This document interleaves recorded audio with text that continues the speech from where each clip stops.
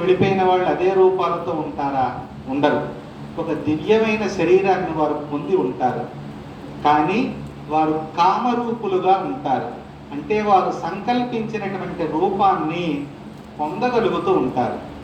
ఆ విధంగా దశరథుడు దివ్య పురుషుడిగా స్వర్గాన్ని అలంకరించినప్పటికీ తాను ఈ లోకానికి వచ్చి మళ్ళీ దశరథుని రూపంలో రాముడికి దర్శనం ఇవ్వాలి అని సంకల్పించడం వల్ల ఆ విధంగా దశరథుడి రూపంలోనే దర్శనాన్ని ఇచ్చాడు, ఆలింగనం చేసుకున్నాడు, ఆశీస్సులని అందించాడు. ఆ రోజు అందరూ కూడా వెళ్ళిపోయారు. ఆ రాత్రి రాముడు తన కుటీరంలోనే నివసించాడు. సీతమ్మ వారు కూడా రామునితోనే ఆ రాత్రి హాయిగా సుఖ నిద్రని పొందినది. రామ సాన్నిధ్యం ఆవిడ ఎప్పుడైతే పొందిందో ఆమెకి ఇంకా దుఃఖం అంతా తీరిపోయినట్లే. ఆ రాత్రి గడిచింది. ఉదయం శంఖధ్వనుల కాహళములు జయగంటలు మ్రోగుతుండగా రామునికి నిద్రాభంగం జరిగింది. ఎవరా అని చూసేసరికి బయట విభీషణుడు తన దూతలతో పాటుగా వచ్చి అక్కడ వేచి ఉన్నాడు. వాళ్ళు శంఖనాదాలతో రాముని నిద్రాభంగం చేస్తూ ఉన్నారు. రాముడు బయటికి వచ్చాడు. విభీషణుడు వచ్చి సాష్టాంగ నమస్కారం చేశాడు. రామ, శుభోదయం జరిగింది. ఇక దుఃఖాల చీకట్లు పూర్తిగా తొలగినట్లే, సంతోషాల సూర్యుళ్ళు జీవితంలో వెలిగినట్లే, ఉదయించినట్లే. హాయిగా ఆనందంగా స్నానం చేసుకో. యుద్ధం చేసి చేసి చేసి అలిసిపోయి ఉన్నావు. ప్రశాంతమైన స్నానం చేస్తే, దివ్యమైన అలంకారాలు ధరిస్తే, పట్టు పీతాంబరాలని ధరిస్తే, కట్టిన జడలని విప్పుకుంటే, కేశ సంస్కారం చేసుకుని తైల సంస్కారం చేసుకుంటే కొంత ప్రశాంతంగా ఉంటుంది. కాబట్టి వీరందరినీ తీసుకొచ్చాను, ఆభరణాలని పట్టుబట్టల్ని కూడా తీసుకుని వచ్చాను, హాయిగా స్నానం చెయ్యండి అని అన్నాడు. అంటే రాముడు అంటాడు, నాయన, మీ అభిమానానికి నేను ఎప్పుడూ కృతజ్ఞుణ్ణే.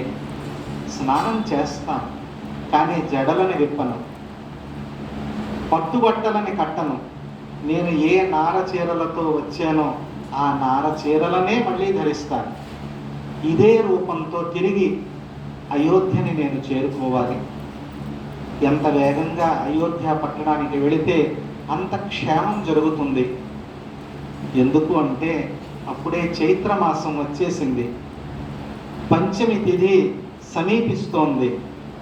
నేను 14 సంవత్సరాల క్రితం చైత్రమాసం పంచమి తిథి నాడే అయోధ్యని విడిచిపెట్టి ఇలా అడవుల్లోకి వచ్చాను.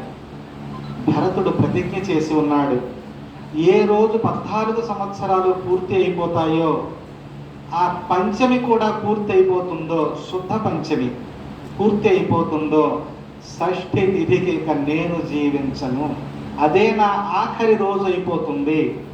రామా, నిన్ను నేను ప్రతీక్షిస్తూ ఉంటాను అని అన్నాడు.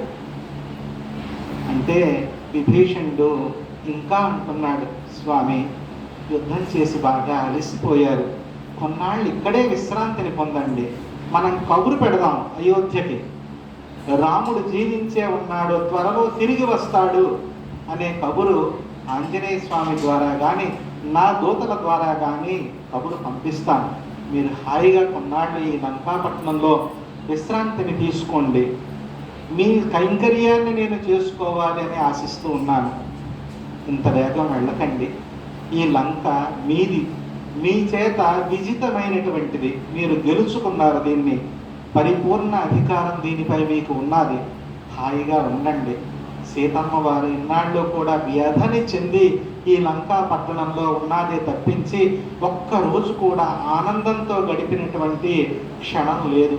ఆమె కొన్నాళ్ళ ఆనందంతో ఈ లంకా పట్టణంలో ఉండాలి, ఇది నా కోరిక అంటే రాముల వారు అంటారు, విభీషణ, నీ సంకల్పం మంచిదే, నీ కోరిక మంచిదే, కాదనను, కానీ ఇక ఉండలేను.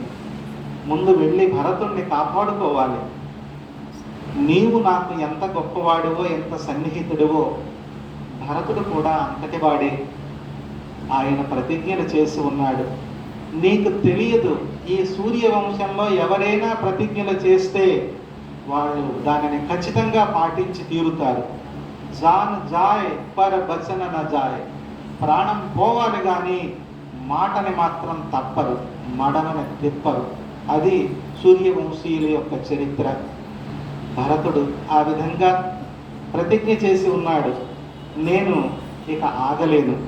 ఇక స్నానాధికాలు, అలంకారాలు ధరించడం, దివ్య ఆభరణాలు, దివ్య వస్త్రములు ధరించడం, ఇవన్నీ ఇదిగో నాతో వచ్చినటువంటి సుగ్రీవాది వానరులకి, జాంబవంతాది వృక్షములకు అంటే భల్లూకములకు, వారందరికీ కూడా